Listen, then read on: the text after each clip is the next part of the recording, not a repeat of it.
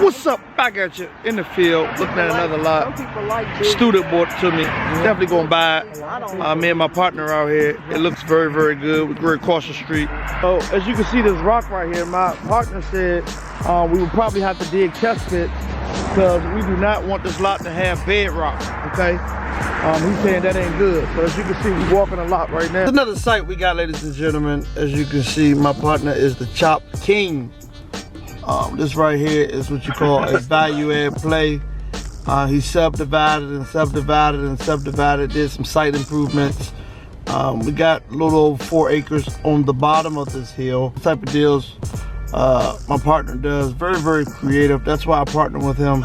He's the land wizard, okay?